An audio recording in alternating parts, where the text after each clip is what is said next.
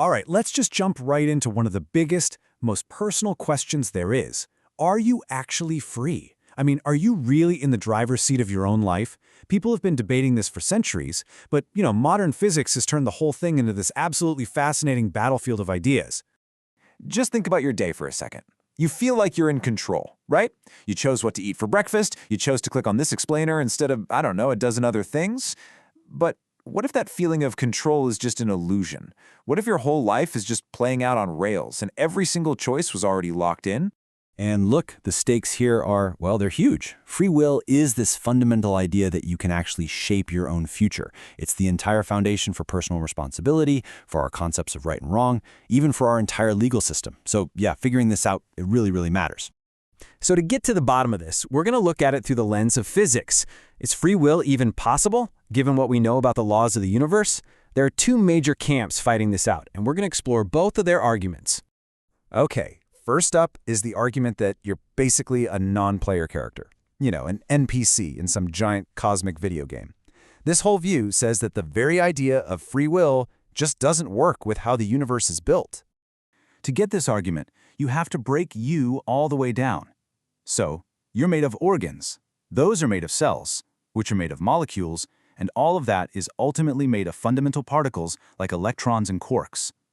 And if you go down to that most basic level, well, individual particles don't have a will. They don't have motivations. They just follow the rules of physics. And for a long, long time, we thought those rules were purely deterministic. The best analogy is a pool table, right? If you know the exact angle and the exact speed of the cue ball, you can predict exactly how every other ball is going to move. The universe, in this view, is basically just one giant cosmic game of pool, an unbroken chain of cause and effect. Now, this leads to a conclusion that is just staggering. It means if some supercomputer could have known the state of every single particle at the Big Bang, it could have calculated everything that would ever happen after that, including the tiny particle movements in your brain that led to your so-called decision to listen to this right now. Your fate was sealed 14 billion years ago. You're just watching it play out. But hold on, I hear you saying. That's old-school physics. What about quantum mechanics? We know now that at the tiniest scales, the universe isn't some predictable pool table. It's fundamentally random. It's uncertain. So, doesn't that randomness save free will? Doesn't that get us out of jail? Well, according to the no free will camp, not a chance. Think about it. A free choice is something you make for a reason. A random event, like a particle suddenly deciding to zig instead of zag, happens for no reason at all. So if a random quantum twitch in your brain is what makes you choose one thing over another, that's not you choosing, that's just the cosmic dice rolling inside your head. So this line of reasoning leads to a pretty bleak conclusion. It doesn't matter if the universe is a predictable machine or a random casino. Either way, the decisions are not truly being made by you. You're either a puppet of the past or you're a puppet of pure chance. I know, it's a pretty heavy picture. But just when it seems like the case is closed, the proponents of free will come roaring back. They argue that this entire approach, this breaking everything down into tiny pieces, is a fundamentally flawed way to look at reality.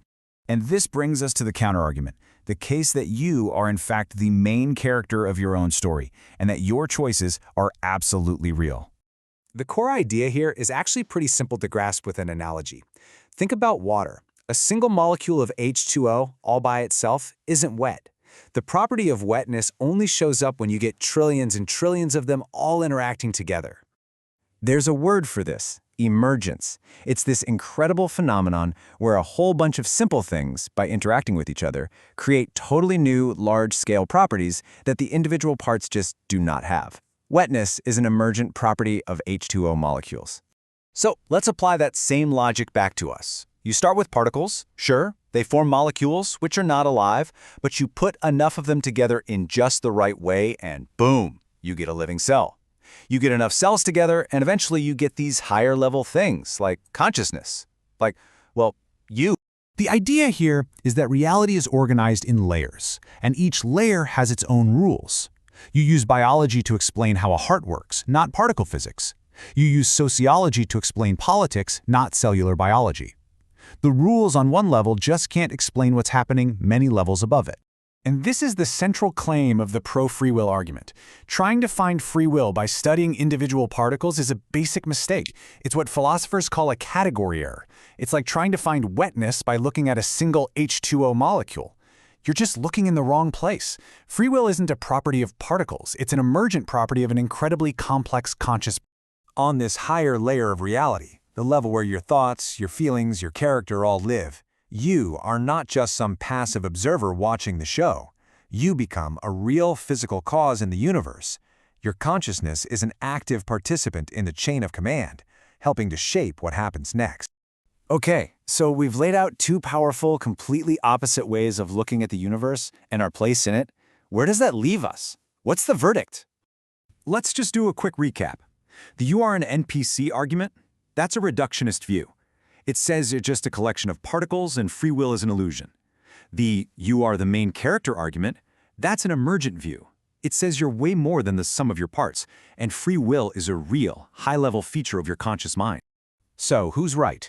Well, the honest answer, and I know it might be a little unsatisfying, is that we don't know for sure. This is still one of the biggest open questions in both science and philosophy.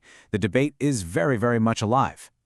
But let's bring it all back down from the abstract physics to our actual lives. Because regardless of what the final answer is, on a purely subjective, human level, we all feel like we have free will.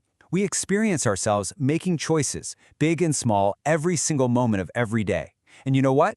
That feeling is undeniable. And that leaves us with one final thought to chew on. As long as we're living with this uncertainty, and as long as your choices feel real and meaningful to you, what's the practical difference? If you experience your life as a story that you are actively writing chapter by chapter, maybe that's all the freedom that really matters.